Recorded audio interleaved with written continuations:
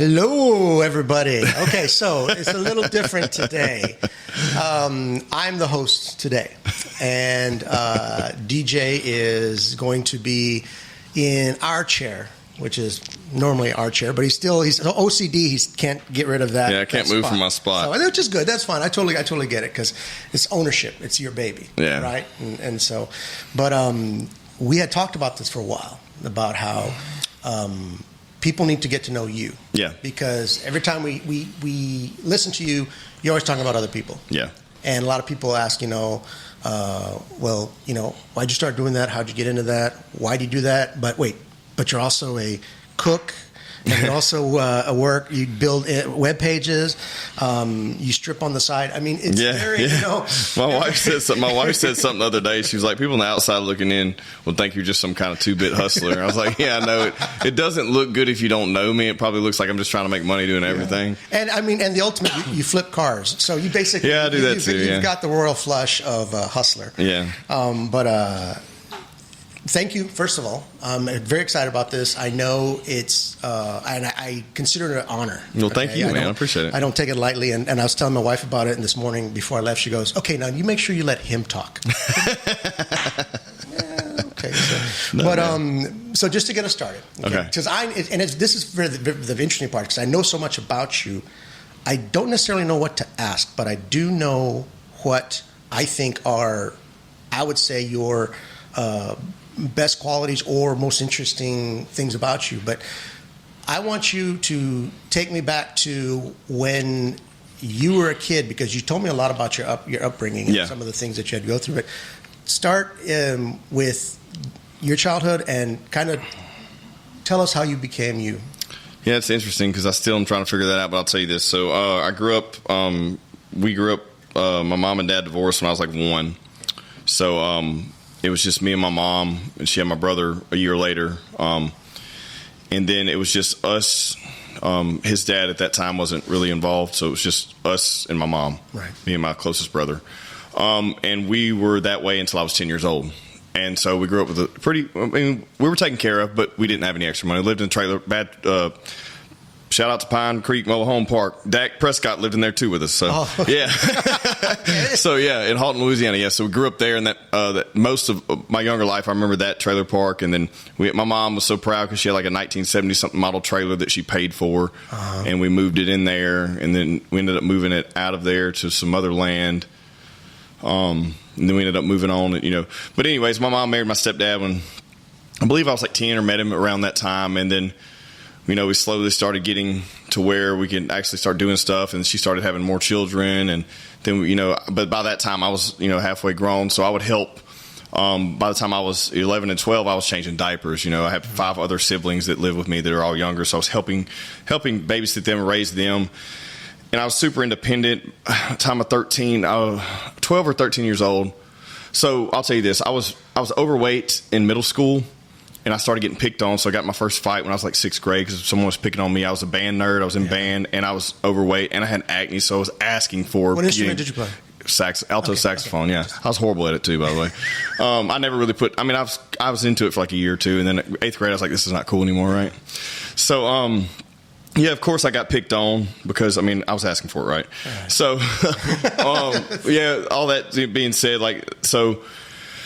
I go through middle school, and like my 8th grade year, you start getting into girls, not really want to be in band anymore. Okay. So over that summer between 8th and 9th grade, I decided I'm going to do something about me being chubby. I really wasn't obese or anything. I was just chubby. I was probably 5'7" and weighed like 160 pounds, maybe 5'6". And over that summer, I decided I'm going to work at my family's, my grandpa at the time had a sawmill. Mm-hmm. And that was the family business on my mom's dad's side. They grew up. His parents had this sawmill. Then he and his brother took it over. It was hard work. So at 13 years old, we didn't have much money, so I wanted to go make my own money. Mm-hmm. 13, I went to work there full time during the summer, right. And anytime it was Thanksgiving, Christmas, holidays, spring break, I went to work to make money. And I was working out there with grown ass men. I was stacking lumber and stacking railroad cross ties, and I did that. Over that course of that summer. This is always really monumental to me when I tell people stuff like this, because something was instilled in me with that momentum that I wanted to start doing better for myself, like taking care of my body. So I didn't really know how to eat healthy, but I knew that I shouldn't be eating chips and cookies and shit, right? Mm-hmm. And so I would take like my little Playmate lunch tote with me, and I'd have me a chocolate milk in the morning because I thought that's protein, you know, and that's like my breakfast. Yeah. And then I'd put like I didn't do ham, I did turkey because I knew it was lower fat and leaner. So I put 2 turkey sandwiches in my lunch pail, and I'd take 1 Gatorade. And that's all I would allow myself to have all day long. And then I would have water. So I was like, I'm not going to drink soft drinks anymore. Then I started slowly, getting healthier. And over that summer, when I went back to 9th grade, I had grown 2 inches and dropped 25 pounds. Wow. And so I was a new person to everybody. So, and then I got into hanging out and partying, doing what you do in high school, having a good time. I played some sports in football and baseball. Freshman, sophomore year, really wasn't into it anymore. I did run cross country. Me and a couple friends of mine we actually started Halton High School's cross country team. Wow. Me and a few other friends of mine. So that's cool to talk about now because they have a really good team. Because I'd been lifting some weights over the summer, working out, and I could run long distance, not really fast. And we talked to a few of my other buddies. They were kind of chubby too and lost some weight over the summer, and we just all got together and started doing that. But that kind of started my jump into like the fitness and caring about myself. It was more battling everyone picking on me, but also at the same time I didn't feel good about myself. Mm-hmm. It wasn't even so much that. I knew that I wasn't doing things healthy for me. And then by the time I was 15, I decided I wanted to move out. I want to say I was 15, yeah. My mom and stepdad wanted to move to Fort Worth, Texas. My stepdad had an oil field job, and I didn't want to go. Yeah.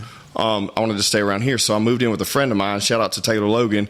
He, his dad had just tragically passed away, and his mom was like, I asked my mom, hey, can I move in with them, kind of help he and his mom, and she had 2 younger sisters. I have experience helping with kids. Can I move in with them, stay here? Right.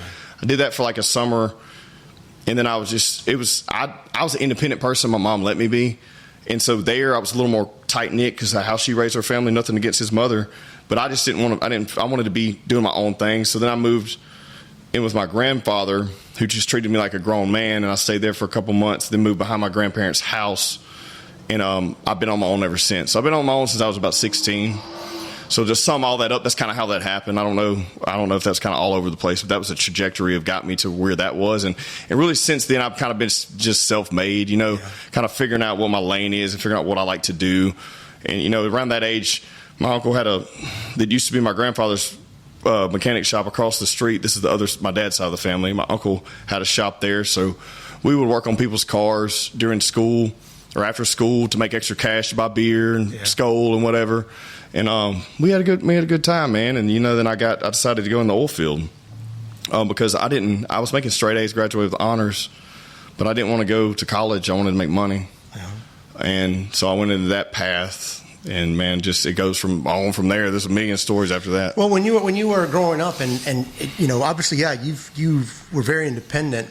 And was there anybody an adult or somebody that you had met that you said, you know what, that's the person I want to be? So that's a really good question. I'll talk about this, and I never really have. Okay, so I never looked but at that age, I didn't give a damn about money or aspirations to be great or anything. I was just trying to be cool, right, or more trying to be a badass. I was all about lifting weights and fighting. I would get in fights all the time.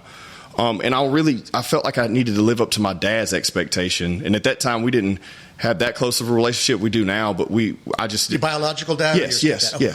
And because he and his brothers were all badasses around that area of the state, and they had this. I'd always hear, oh, you're so-and-so son, you're so-and-so son. And so me and my cousins felt like I feel like I shared this with them. We had something to live up to. So we were always worried about that. We were always worried about chasing women and fighting and drinking because I thought that was cool because I'd hear those stories. I was like, that's awesome. So that consumed me from like 16 years old to like 21. Yeah. Which is sad to say, but it's me being honest. And if I talk to anybody now, I'll tell them that. But yeah, it consumed me for the fact that that was always in the back of my mind. Not necessarily that was what I lived for, but I always wanted to do something like that. Like that was always in my mind. Like if we're going somewhere, man, someone talks shit, I'm going to hit them. It was always like we're looking for girls. If there's no girls there, we're going to fight somebody. And it was horrible. I lived that way for a long time, and that's how I got into the MMA thing. I was like, well, this is interesting to me. Maybe I can do something with it besides just fight people drunk, you know? And that's what happened to that. But to answer that question, that was the first time I started looking up to people, was that, and probably wasn't a great way to look up to somebody, but at least it led me to a path of, you know, taking that and running with it. Now, and you're a father now. So yeah. So when you look at that, and that's interesting too, as I always believe, you know, sometimes we think our children are much softer than we are because we try to make it easier for them as they got older. Or as they get older, we want to kind of protect them from the hard stuff. When sometimes we don't realize that's the only reason we can survive today is because of the hard stuff we went through. So do you, when you think about yourself as a father, what is it that you want, at least up until the time you're 21, that you would want your children to be like or act like, as opposed to the way you did, the way you were? I just want them to find their lane, and it's really hard to do at a young age, right? But I think at least, if anything, that it's so weird me saying this and looking back at my 10-year-old self would call me a pussy right now, right? But I want to instill some type of value in them to where at least they have to hustle, right? If you have to hustle, anything's possible. Because you make them work. You make them help. Yes, when you cook. They help. I don't make them. They want to. Right. But I do make them do something. They always have to do something. My kids don't lay around and watch YouTube. They don't have any mobile devices. We watch TV as a family now. That's been a transition, right? You know, it's like, yes, I still let them do stuff. I'm not militant where, like, you can't do this, but I would prefer them play outside than sit around inside. We do still do things, but my kids don't consume more than probably 3 hours of television a week. Wow. And I think that's healthy because I didn't. Yeah. I didn't want to sit inside. If we did, we'd play some video games. But even when we did that at a young age, it was an hour, and then we wanted to be outside playing with our friends, you know? Yeah, we didn't have the ability to just instantly get everything we wanted at that moment. If we wanted to watch something and listen to something and do something. And I think the act of delayed gratification is lost on this generation, because it's like, look, if I can't get it immediately, I mean, even Amazon's like, oh, we can have it for you the same day. You know, there's a thing almost like you're working out, okay? You obviously, you don't start one day and the next day you look like that, okay? The mentality of, okay, I'm going to work out and I'm going to do this, and in the long term, I'm going to be healthier and I'm going to be better. What is it that, and we'll go after you're 21 in a minute, but what is your, because you'll call. I'll talk sometimes. You'll be like, "Man, I've been up since 5 o'clock this morning. You know, I can't go back to sleep." Yeah. What is a typical day like for you? For me now? For you now. Okay, so I get up about anywhere between 5 and 6 a.m. every single morning, no matter what, if it's a weekend or not. I'm programmed to wake up that early. I get up before the whole house wakes up, and I like that. It gives me time to, depending on if I'm doing whatever program I'm on that month, as far as how I'm dieting or whatever, like I'll get up, and a lot of times I'm really sore, so I may get up and get in the hot tub for 10 minutes, then get out of the hot tub, then I'll wake the kids up. I try to let the wife sleep in a little bit, just because I don't want her to feel like she has to get up. So I like to get up, get the kids ready, make sure they're fed, get them on the bus, and then I start iron out my day for the day there. And it could be anywhere from, I may have like XYZ meeting for marketing, and then I may have a catering job in a day or two, so I may just start prepping for that, or getting ready for a podcast like this. And so every day starts that way, consistently during the week, for sure. And then on the weekends are a little different depending on what I have going on. And when you have a conflict, how do you prioritize what you're going to do? A conflict? Give me an example, man, because I have conflicts all the time. A conflict like you have to do a marketing presentation, or you have a podcast scheduled with somebody. They can't cancel. You can't cancel, but then the next day you've got a catering job for 100 people. Yeah. How do you... I just make it work, man? I don't really know. I think I'm fucking insane at times, but I've always feel like I overloaded myself, but I never feel overwhelmed. Right. I feel like the day I feel overwhelmed, then I need to back it up a notch, right? Do you feel stressed? Do you feel tension? No, when you get I don't. No, so like I thrive off of. That's what I was telling my wife the other day. I was like, all this shit's going on. Everything hit one time the other day, and I come home and I was like, I just need to take a breather. And she'd never seen me that way, so it probably freaked her out. Yeah. And I was like, just come sit down with me and let's talk about this real quick. And I know she'd never seen me that way, so we talked about it 30 minutes, and I was chill. I was like, okay, shit, that's the first time I've been overwhelmed in fucking 2 or 3 years. Yeah. Like I felt, but it was a good overwhelming. It was like, oh shit, I need to get all this right now so that it doesn't mess up the flow this week, you know? But now it's like, man, I don't feel like I'm ever overwhelmed because I'm really good at rolling with the punches, and I thrive in chaos. When everything's mundane, it freaks me the fuck out. Right. Like I need some type of conflict, but not.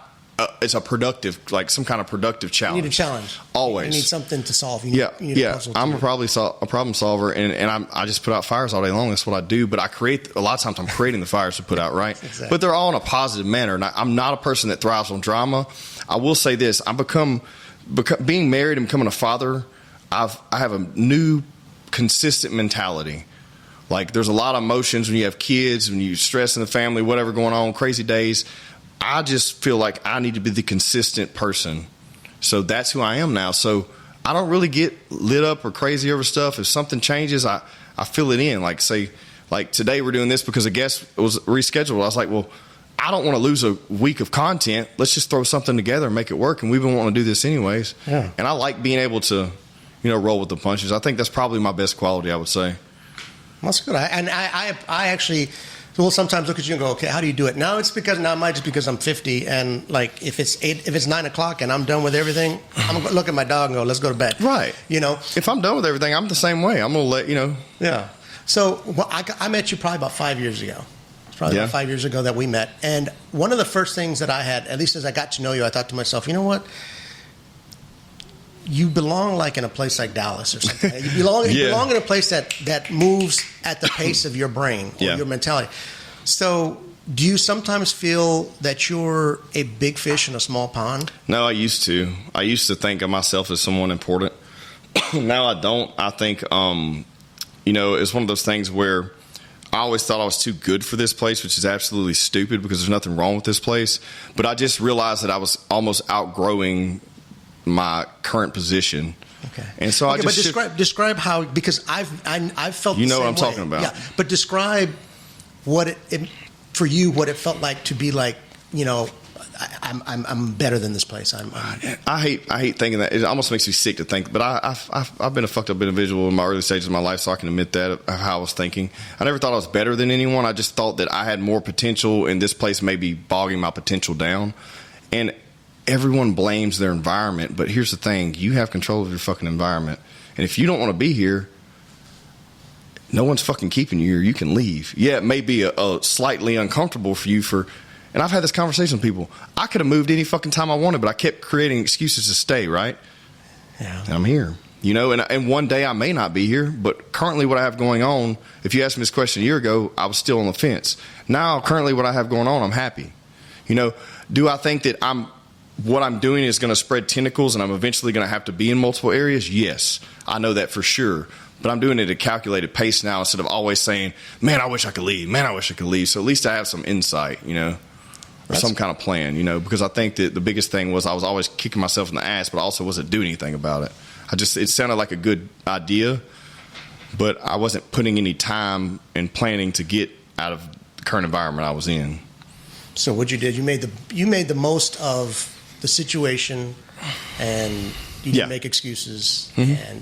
And I do, and I've been there before too. When I've lived all over the world, and people are like, "What the hell are you doing in Bossier City?" Well, my wife's family's from here. We're here. It's a great place to raise kids. Get to a point in your life where you go, "Okay, well, I'm not the priority anymore. I'm no longer the person that needs to be happy all the time." Does it mean you sacrifice your happiness for everybody else? No, but like you said, you create your environment. You say, okay, well, this is where I'm at. This is what I'm going to do. This is what's going to make me happy. Mm-hmm. And so after you were 20, so in your 20s, my early 20s. Right now? So I'm 33 right now, I believe. Yeah. So in your early 20s, because I know you've been in the oil field in and out. Yeah. It's kind of a cyclical thing.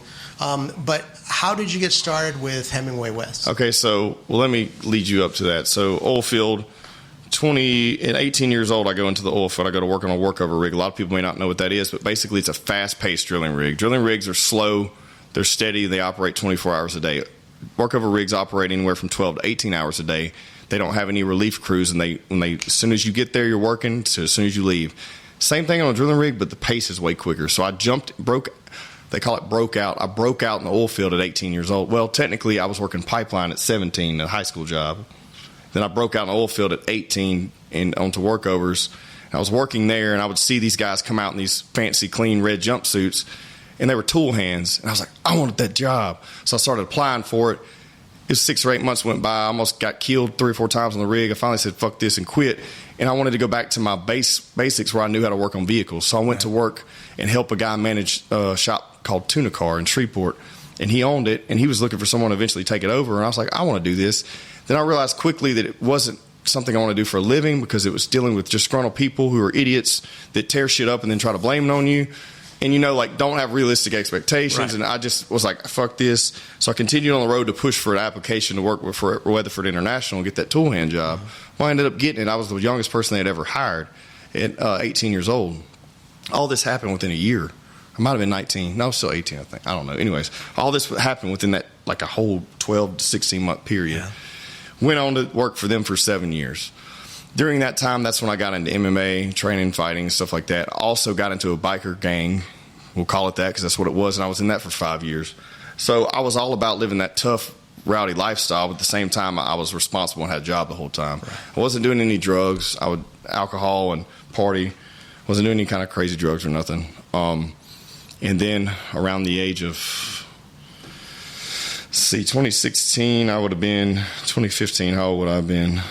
Shit, man, I don't know. I can't do the math right now. 27, the age of 28, something like that. 26, I don't know. Anyways, I met Chris Hemingway because I built a house. That's another thing. I always told myself I worked really hard because my first house was a mobile home that I purchased when I was 18 years old, and it was $37,000. It was brand new, nice mobile home. Great. I had more than most of all my friends have. They were always at my house partying, hanging out. I was the only person from their own house. Had a lot of roommates that were failed college students that lived with me for a little while, helped pay the bills. Most of them didn't. Most of them just used me. Shout out to all y'all. I'm going to get lunch one day from you or something. But anyways, yeah, I always told myself when I get to the point to where I make enough money, I'm going to buy a house, because I'd never lived in a house. I'd always lived in a mobile home. So that was in the back of my mind. I always wanted to purchase an actual brick house. So I purchased mine in 2012. I was 23 years old in Stonewall. And I just didn't know anyone, but I wanted to get the hell away from that black hole that I was living in, because it was around bad people that weren't doing any good for me, some family I needed to get away from, drama. Picked up and moved my life, stayed doing the career I had, but kind of adjusted my life a little bit. 2012, moved there, was working out at the Anytime Fitness out there, and I met Chris Hemingway. We become friends. He was fresh off a divorce. I was single, so we were running buddies. We'd hang out. And then eventually he knew that I was working hard and dependable, I guess, and a hustler. And he was like, I'm starting this business with Nick West. Why don't you meet with us and see if you can help out? And then over the course of a year, started doing that, and then I was still working my oil field job, and we kind of built that up, and then I felt like we were busy enough, then I quit the oil field. Now, what did you know about that industry? Nothing. What I did know about was giving people what they, like telling someone I would do something and doing it, and also I knew how to interact with customers, because I would blindly go out to drilling rigs, and most of the time when you pull up out there, they don't want to see you. Yeah. So I knew how to deal with people who didn't want to see me. But I also knew what my value was, because I knew walking out on the location, at that time when I walked out on that location, unless I had a superior with me, which there were only 2 or 3 in the world that did what I did, that were over me. So like, unless I had a superior with me, I was the one in that location that knew more about what I'm doing than anyone else. So I kept that mentality, and I slowly learned everything there was to know about our industry and marketing, and that was new. I mean, social media was new for businesses. It just came out in 2015. Facebook just launched their business platform, so that was new. So walking into that, I was kind of learning as the industry was changing. So I learned with it. I didn't really walk into something that was blindly, because we kind of all learned it as it evolved. Right. Well, I was talking to a friend of mine who's a head of a department at a large medical group, and he was hiring some people. He had asked me at one time, he goes, hey, who do you know that could possibly do this and do this? And I told him, well, I know a couple of people that do this and do that, and this is something for your viewers to think about if they're talking to their children or planning their life or something. It's something that I knew in the back of my head, but I didn't really know it. And we were talking, and he goes, well, look, he goes, I can train them to do this job.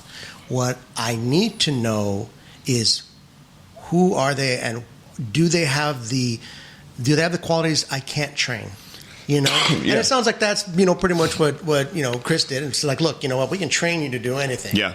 And I remember when I was young, I had a friend and I were arguing about we both worked at different places, and I worked at the commissary and he worked somewhere else. And I told him, you know, being cocky, saying, well, you couldn't do this job. And for as young as we were, for him to look at me and go, you don't think if they trained me, I couldn't do it? And I thought to myself, well, shit, yeah, I guess you could. You know, I mean, I didn't know before I did it. Yeah, no one's that special unless you're just that articulate and you have a special set of skills that no one else has. The qualities that you can't be trained in are where you excel. Yeah, I guess so, yeah. And which is, and another thing is, a lot of people talk shit. Okay, it's been very few times in my life I've met an individual who said, you know what, this is what I'm going to do, and they actually did it. Which is always fun to hear you say stuff, because I'm like, okay, well, if he said it, he's going to do it. So, and sure enough, the next time you pull up and you've got a big old rig, you know, that. So, so after you did that and you started with them, and then you got into which is something you do now, which I love helping you with, is your pork and fork barbecue. Yeah. Okay. Some people take a hobby and they go, this is a lot of fun, and, you know, maybe I can do this on the side and stuff like that. Why did you dive so deep into it so fast? Okay, so a mutual friend of ours, Brian Meeker, got me really into barbecue. So when I was in high school, when I wasn't working at the sawmill, I would work, and during the school year I couldn't work at the sawmill after hours, right? Because it was like 4 by the time you get out of school and go somewhere. So I would work at Nita's Barbecue. It's been there since 1955. Before that, it was an A&W root beer stand. I would work there in the high school, so I already knew a little bit about barbecue, but I wasn't passionate about it. Then when Brian Meeker and I started hanging out, he was pretty passionate about it, and we would cook together to network at golf tournaments. And you manage golf properties, so you know all about that. And so we would do that as a way, you know, of getting to know people, networking, and potentially getting some sales out of it, whatever. And then I realized I enjoyed it. Well, I kept doing that for a couple of years. I was always borrowing his equipment to do it. And he always does it. He never done it as a business, but he'd always talked about it. So between him always talking about it, and you know, he's taught me things along the way, and I'll give him a lot of credit for a lot of things I've done. Some things I figured out by myself. Some he's taught me. A lot he's taught me. And he's always just done it as a hobby. And then, you know, doing that, and then my wife, I'll give her the credit too, because I'll just give her a shout out. She just said, you know what, the hell with it. You need to quit borrowing somebody's shit. You're getting busy. You're actually going to do this. Because I started cooking for the family, and I was still borrowing Brian's rig to cook my family and shit. She's like, you just need to make this a business.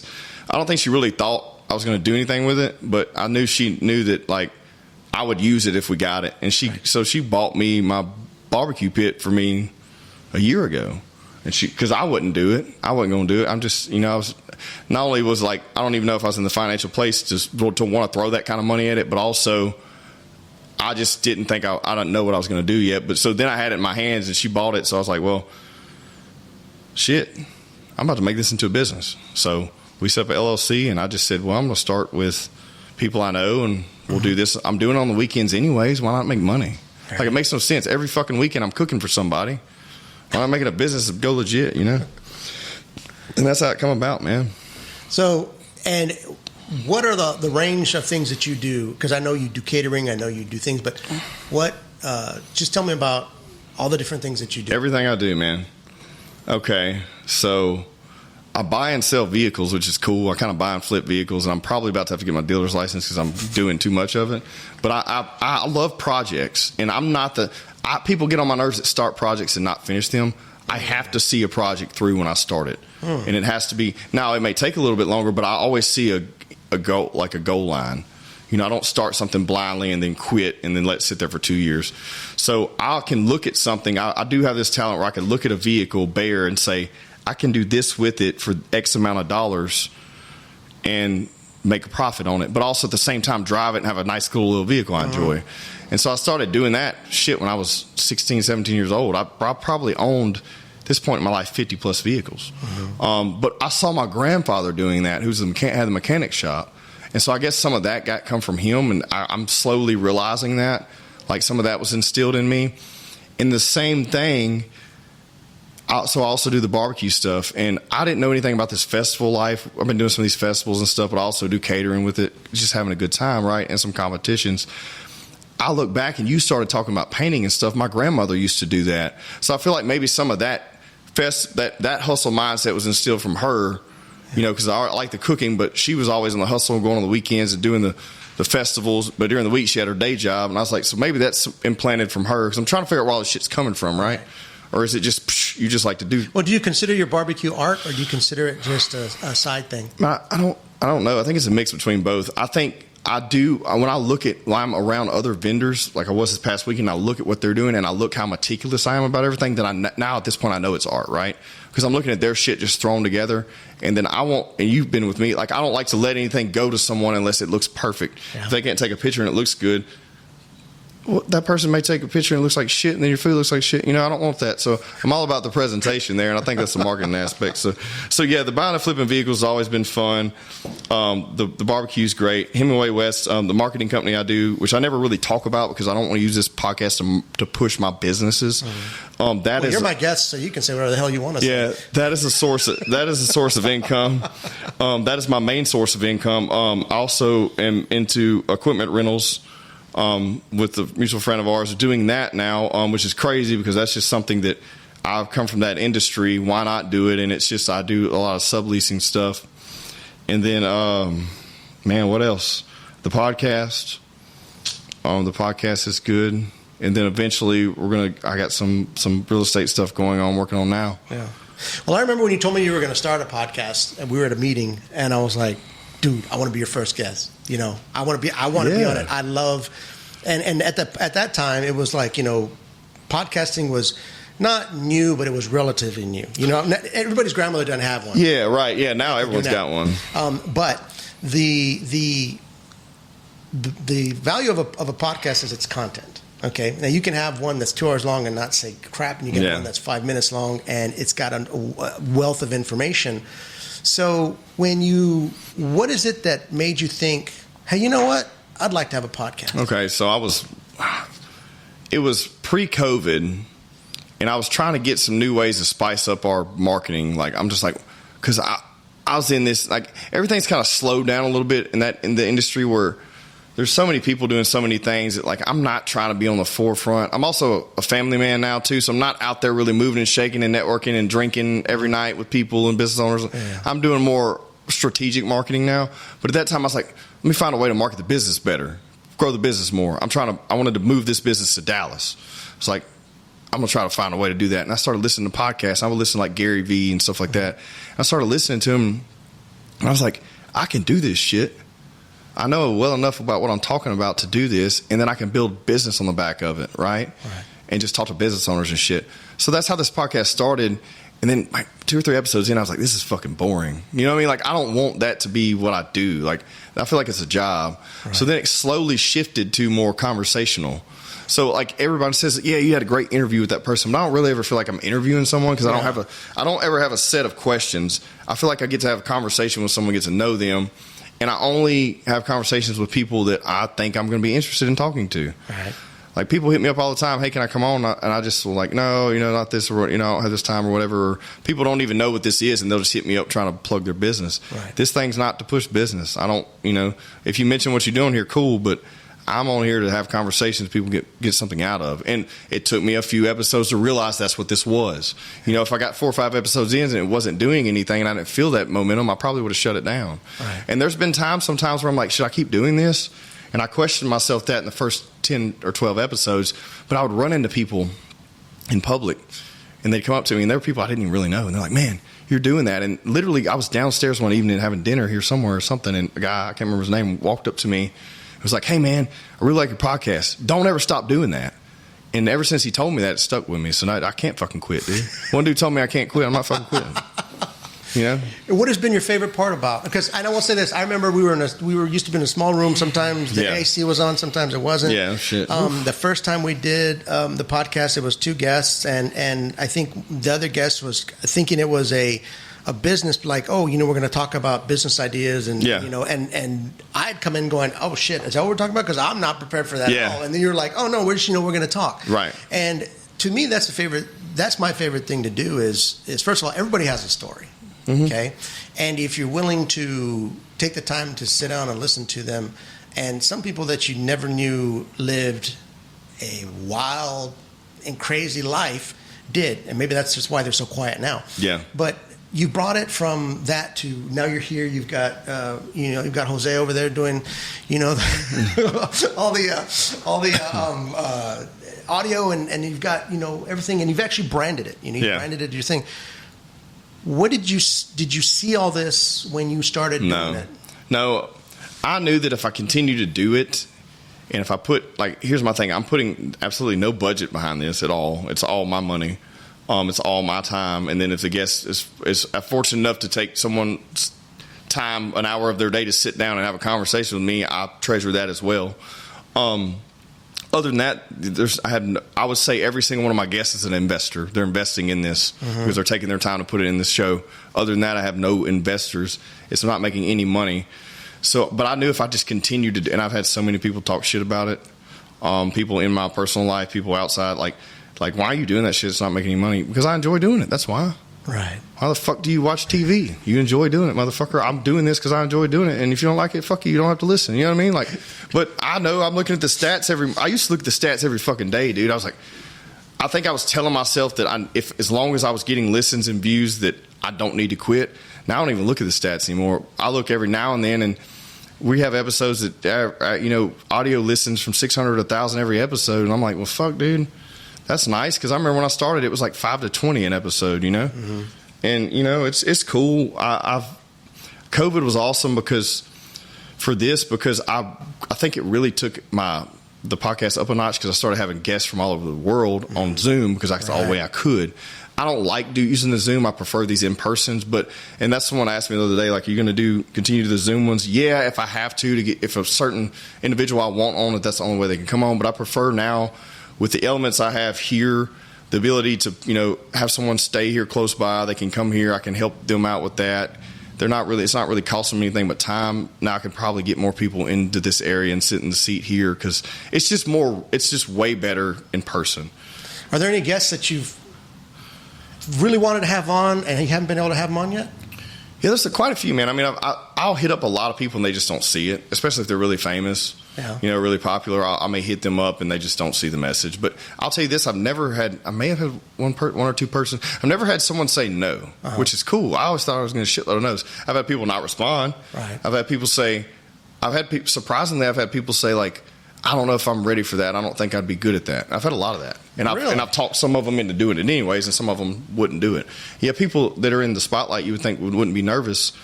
But then I tell them we're going to have an hour unscripted conversation. It freaks the fuck out because they have a filtered lifestyle. You know what I mean? So is your brain wired now that when you meet somebody, you talk to somebody that you think to yourself, if they would be a guest on your podcast? Yeah, so I'll start talking to someone in 5 minutes if I think they're going to be interesting and they're telling me personal shit. I tell them to be quiet and let's have a podcast because I want to hear this shit real time in front of. Like, I want to react and hear this real time with everyone. I want us all to hear it and experience it in person. I don't want to sit down and have dinner the night before, go over topics and all that shit. No, when we sit down and I've never met you, I may have had 5 minutes in passing with you, and I knew that you already seemed interesting as fuck. That's when we had 80% of my guests. That's how I bring them on. I have no idea who they are, but I either see them moving around, moving and shaking, or I meet them in person. I'm like, I need you to come on. Well, that's one thing too about your guests. I mean, you don't have a menu of guests of like, okay, we have this type of guest, this type of guest, this. No, all your guests are varied. You have a variety of guests, which is really cool. It's like, ooh, who's DJ got on this week? Yeah. And if it's somebody that is in an industry I know nothing about, I'll start listening. Sometimes I'm like, okay, because I love you, I don't listen to every episode. That's Hell, fine. You don't even go back and listen to every episode. But sometimes you'll have a guest on and I'll think to myself, okay, now I know why that person's on there. Not just because, if they're in the same industry as you, but somebody that you've come in contact with and you thought, okay, yeah, that's really cool what they're doing. So with everything that you're doing, all these different things, how do you measure your success in each one of them? Man, I just feel like if I'm getting up and doing it, I don't know. I had a kid ask me that. I think we talked about this.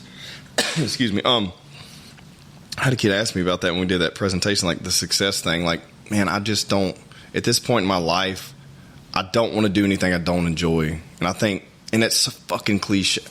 I hate saying shit that's cliche fucking boxed in Instagram reels. Yeah. Because that's not what I'm trying to create here. Right. I hate saying stuff that people say that don't really fucking live that. Right. So if I'm saying it's because I'm fucking living it. Right. If I'm not enjoying it, I'm not going to fucking do it. Like, that's point blank it. So that's success for me. So I feel like I'm successful right now. And if I become more successful, it just means I'm doing more shit that I enjoy. All right. And then what are your goals for this and for your barbecue? Man, I mean, the barbecue thing is growing itself. I don't ever really want to have a storefront because I don't want to get locked down to an area. I feel like the way I'm growing in, my personal life with my family, one day I would like to, possibly do more moving around, and I don't want to be married to a location. Right. And I can do that with all these businesses. I can move around with the barbecue stuff. The podcast can move around wherever it needs to go. Thought about creating a mobile version of it as well as a stationary version. The marketing, I can do it from anywhere. I can fucking get on Zoom and tell someone to do, or I can fly somewhere and sit down with someone in person. So everything I do, I can pick up and move it everywhere. And that's most people's job. They just think they're stuck in one place. Yeah, especially now after COVID. A lot of people realized, oh, wait, I can do this pretty much from home if I need to. Yeah, but I mean, not only, even if their industry is an interpersonal industry, they can fucking move and do it somewhere else. They don't have to do it here. Most people just don't want to deal with it. If you think about, you're in the industry, say you're fucking selling cars and you hate it here. Well, just move and go fucking sell cars somewhere else. Well, it's going to be hard because I got to pick up and change lifestyles, and I got to change all my bills, and I got to change the address, and I may be short a month of rent, but that's fucking 6 months of your life. It's a fucking hiccup. You know what I mean? To get to where you want to be happy, right? And that's what I've been telling myself. It's like, dude, this is like, if I'm not happy, we're just going to pivot and keep doing it. So do you think that your physical strength and the way you train and the way your mental state is because of the way you train is one of probably, at least to me, I think, okay, that's why he's like, okay, everybody has those two, the angel and the devil in their shoulder telling them what to do. And a lot of it is, well, who you're going to listen to, but also I'm sure there've been times when you've worked out and you just don't think you can do anymore, but you push yourself. Yeah. So do you feel that mentality and that training has helped you go, okay, well, you know what, if I'm not happy here, then I'm going to go do it here. I think do that there. I don't think that. I think the working out thing, and look, I'm still like in my first year of doing CrossFit hardcore. I did it years ago when it first became popular while I was still doing MMA training. And MMA training is very hard, but you're always training for a fight. CrossFit, I'm teaching my body to do things it's never done before, and I'm having to do it slow and precise because if not, I'm going to hurt myself. And I know I'm facing injury every time I go in there, but if I do everything correctly, I'm not going to hurt myself. And it's just like lifting weights in the gym. People are like, to do that shit, you're going to mess your back up. You can mess your fucking back up picking up that chair. You can. I've literally coughed too hard. I coughed one time when I was like fucking 20 years old and fell in the floor and was in the bed for 2 days. Like, you can hurt yourself anywhere, but if you try to do stuff properly, anyways. So yeah, man, like I feel like, what was the question? I'm sorry. It was just, do you feel that your ability to get beyond excuses in your work life and your outside of working out as a result? I don't think working out has anything to do with that. I think that's just something been instilled in me because when you switch from a self-employed mindset, employed mindset to a self-employed mindset, it's all or nothing. Mm-hmm. If you don't work, you're not getting fucking paid. And I think that's always driven me since I've changed the lifestyles, like 6 or 8 years ago. But the working out thing, I think it's great for anxiety and like people sit down there like I'm bored or I'm stressed out. I think it's good for that. I don't have that much stress, but I don't think I don't get stressed that much, but I think it's because I push my body so hard. Mm-hmm. In that aspect in my mind, like doing the type of workouts we do, I say I do CrossFit, but we do some crazy shit. We do some crazy ass Spartan workouts. Me and my wife, we're running 3 miles carrying a fucking tire. Like I think you've seen us doing that. I've seen it, yeah. We do some crazy shit, man, and I still am not even nothing compared to some of these elite athletes. But like I think that breaks down all that monotonous sitting around worried about shit. I'm not worried about what no one's doing. I don't give a fuck if someone's trying to copy a podcast like I'm doing, or someone's trying to create a business like me, or someone's trying to talk shit about, dude, I could give a fuck. But I think it's because I'm pushing my mind so much and battling myself. And I don't have like inner demons or nothing I battle. I'm just like how far can I push myself mentally and physically? Because the working out is both, right? And if you ever applied yourself that way physically, it takes just as much mental to get to there. Oh, yeah. Or you're going to quit early. So I think that has kind of circumvented my stress levels, but also been able to provide more time for me to hustle. You know what I mean? Does that make sense? It makes a lot of sense. No, it doesn't. And I think a lot of people think that you have to be built a certain way. I mean, yeah, you obviously have to be built a certain way to be successful at anything, but... well, people think there's a fucking blueprint. There's not, man. I can't tell you. There's no secret, man. It's like... Don't give up. If you want it, get it. And yeah, you can say, you can be anything you want to be, but you got to really fucking want to be it. Because if you really want to be a fucking doctor, you got to go fucking put the time in. Yeah. If you really want to be a good car salesman, you still got to put the fucking time in. One may be harder than the other. Right. But no matter what it is, you can be whatever you want to be. You just got to fucking do it. And that's all it boils down to. I mean, but most people, the idea of something's great and they'll talk about it, but they're not ever doing anything about it. And that's, 80% of us, man. So what do you want to be remembered for? Or how would you like? That's a good question, man. Now that I have a family, man, I really want to be remembered for being a good husband, a good dad. And then in the spectrum of my network, I really want to be remembered for this. I don't give a fuck about marketing. I was thinking about this the other day. If I died tomorrow and you asked me, I love my business partners, I love my company, and all the other barbecue, all that shit. But if I died tomorrow, what's left? This is still here. Yeah. There's still all those conversations that, if one person listened to it and got something out of it, it was worth my fucking life, time being here. And then those kids growing up, having me in their life and instilling those types of values, and my wife having me there to help her, or her help me, and us feed off each other. That's all you really have, man. You know what I mean? You're going to leave it with somebody, right? This is left in the hands of my listeners, and then that's left for my family. What the fuck else matters? So that's where I'm at on that, I think, That's very good, I think. And I think that's good because, like they say, everything is once it's digital or once it's, like a text, okay? If you don't want to say something to somebody, don't send it, don't email it because it never goes away. So a good thing about what you're doing here, too, is that you're creating, lasting legacy. And possibly in the future, your children will go back and listen to episodes and go, oh, wow, I didn't know that about Dad, And, but in doing this, what have you learned about yourself just in doing the podcasts? I've learned that I'm brutally honest with myself and everyone else. And I used to not be. A lot of my life was lived with, running around being young idiot and lying to the young girls, or, young little playboys doing shit like that, like lying to people, and not so much in business or anything, but just like personal life, like bullshitting people. And that's what you do when you're young. I mean, you bullshit yourself too, Oh, yeah. No, so now I think this has helped me be honest with myself. Because when you sit down and have this conversation for what we're at 48 minutes, something like that, you sit down and have this conversation for an hour, you can't bullshit your way through an hour. Not if I'm asking real questions, bringing up real topics, talking about real stuff. I'm going to smell bullshit a mile away, man. Yeah. And it's so I think it's helped me learn how to connect with people better, but also treat everyone the same, across the board. I sit down and we talk, and whether it's, this person from this industry or this person from this background, literally everyone has, like you said, everyone has a story, but also we all communicate the same. You know what I mean? Just sit down and talk. And that surprised me the most of what's come of this, is just having the conversation and being brutally honest.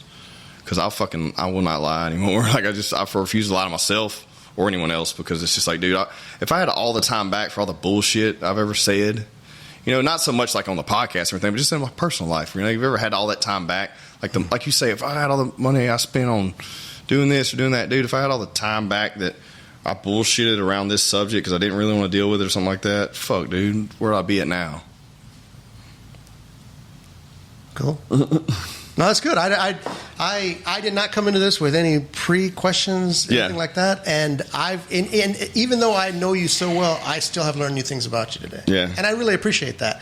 And I think that your drive is what a lot of people lack. Not because they don't want to be successful or something, but because they hit a roadblock and they stop. Or they don't think, they listen to the wrong voice. If you could give advice to your children about success in business, what would it be? Not to your listeners, not to you think, but to your children. Man, I think if you can be, okay, there's two things. Be aware and hold yourself accountable. If you're aware as fuck, because I feel like I am, then you're never going to get taken advantage of. If you do, it's from somebody who's fucking more aware than you. Hey, you need to learn some shit from them. Right. And if you're accountable, then how can you ever be upset? Because you're already setting expectations up front. If you're accountable with yourself and with others, you shouldn't be stressed out. Shouldn't be mad about anything. Yeah. You hold your, call yourself out on your bullshit. So aware and accountable, bro. That's it. I literally leave them with that. If they have those two things, they don't fucking need anything else in life. My opinion. That's just my opinion, though. I mean, it's I like it. I've never heard that before. A&A. Yeah. So, all right, you got anything else? Dude, I don't have anything. I just say we had fun, dude. I appreciate it. Like I said, we took some water and the wine over here, I guess, today. Well, no, it's good too, because and it's not, I'm always drinking tequila with you, and I'm not today. Yeah, so because I was like, I don't have my designated driver. Yeah, it's lunchtime. My wife, I told my wife I'm not, but we are meeting in January again to have it. Yeah, we'll have Tequila Talk coming up in about 4 or 5 episodes. But yeah, man, I just, like I said, I don't want to lose momentum with this thing. And if I took off for the holidays for a week, and so now this will be the second week, I'm like, fuck that. We got to put something out there. And you'd been asking me numerous times, and I was like, hell yeah, let's do this. Yeah.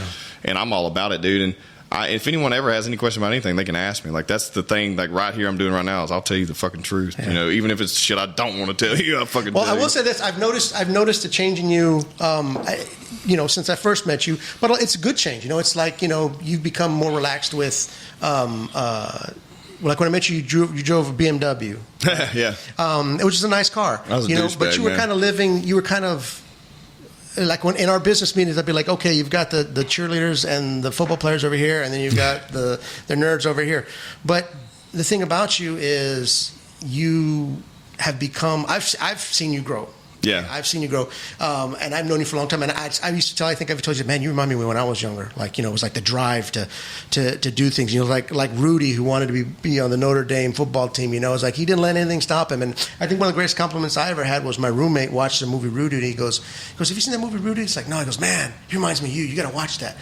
I'm like, okay, so I watched him. I'm like, oh, that was a big compliment. Somebody doesn't give up. Dude, yeah, he didn't give up. He didn't give up. He wasn't good, but he didn't give up. He wasn't good, exactly. Yeah. But he was 100-0. But he had more heart. Mm-hmm. So you have a heart that I think, you were afraid of talking in public when I met you. Yeah. It was one of the things that you were. I didn't do much. You didn't want to talk in public. And so to see where you've gone, I'm really excited about where all this is going with you. And thank you for letting me help you. Thank you, man. I'm always willing to help. My wife says as long as I bring home pulled pork, I can help you whenever you need help. Yeah. But thank you for trusting me to ask you the questions, and I'm sure we'll do it again. Man, I'm proud of you. Yes, sir. Love you, brother. I love you too, man. All right, let's wrap it.